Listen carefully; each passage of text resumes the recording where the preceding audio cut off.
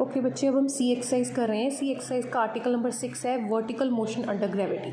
नहीं, ये एक्सरसाइज तो हमने कर ली थी, हमने सी करनी है। This is B exercise. अब हम सी निकालते हैं। Velocity time graph. So basically आपको दो एक्सिस लेने हैं, एक आपका ओ टी है, एक आपका ओ वी एक्सिस है। दो स्ट्रेट लाइंस है जो 90 डिग्री पर एक दूसरे पे है। तो ये आपके टी एक्सिस हो गए, ये रिप्रेजेंट करेगा आपका टाइम को, और ये आपके वी एक्सिस हो गए जो आपका रिप्रेजेंट करेगा वेलोसिटी को। तो आप किसी भी टाइम पर अगर आप चाहते हैं, मान लो इतने टाइम पर आपको चेक करनी है कि वेलोसिटी कितनी है, तो आप एक लाइन यहाँ पर ड्रॉ करें perpendicular to this O T. तो इसको यहाँ लेके जाएं तो इतनी वेलोसिटी होगी पार्टिकल की एट दिस टाइम। तो इस तरह से आप चेक कर सकते हैं कि आपके पार्टिकल का किसी पर्टिकुलर टाइम पर क्या वेलोसिटी है।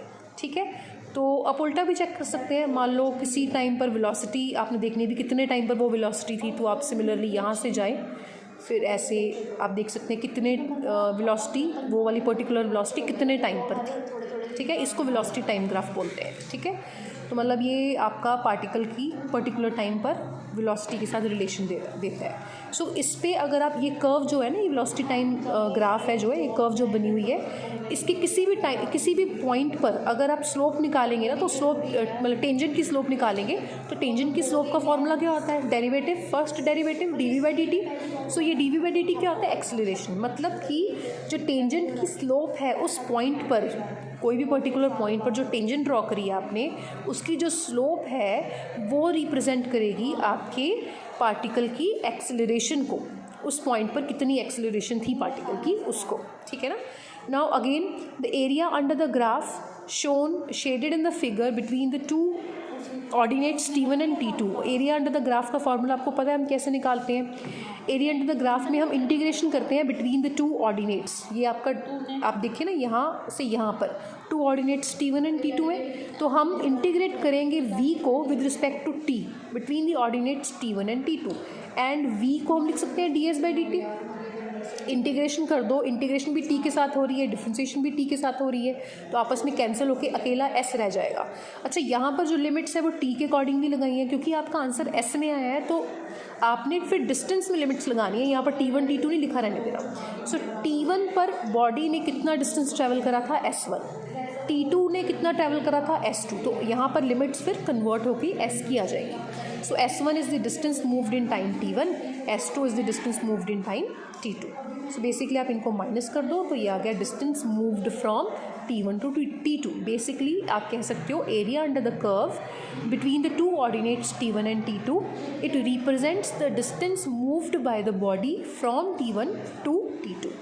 अब आर्टिकल नंबर 9 में आपको ग्राफिकली, वैसे तो आपने ये 3 इक्वेशंस ऑलरेडी डिराइव करी हुई हैं, बट आपने आर्टिकल नंबर 9 में इसको ग्राफिकली डिराइव करना है। ठीक है, तो मैं आपको 1-2 करवा देती हूँ, तीसरी वाली आप खुद कर लेना।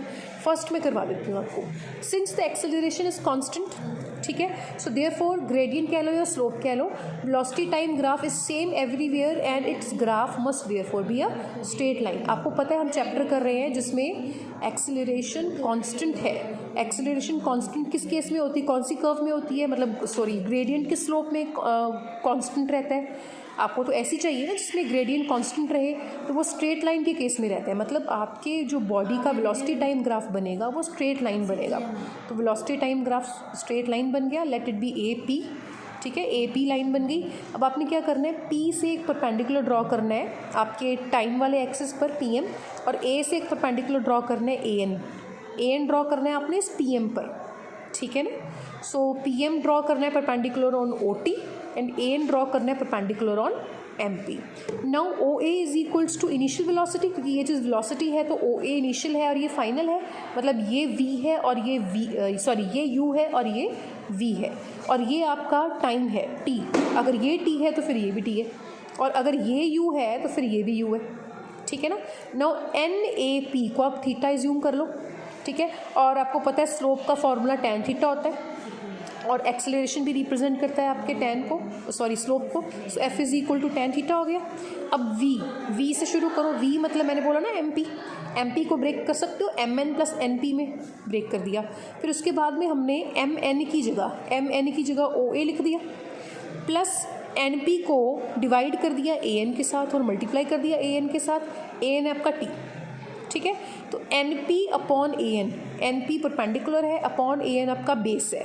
तो इस राइट एंगल ट्रायंगल में परपेंडिकुलर अपॉन बेस बन जाएगा tan, तो इसको tan पुट कर दो, OA को U पुट कर दो, AN को T पुट कर दो, तो बेसिकली आपके पास बन गया U plus tan theta T। tan theta की जगह F ले लो तो आपके पास आ गया V is equal to U plus FT which is your first equation. Similarly you can derive second and third. So बहुत ही ईजी है, आपको बुक से देख के बिल्कुल समझ में आ जाएगा। मेन तो फिगर समझाना था, वो समझा दिया मैंने। अगर आपको कोई भी डाउट रहेगा तो definitely you can ask me in the class.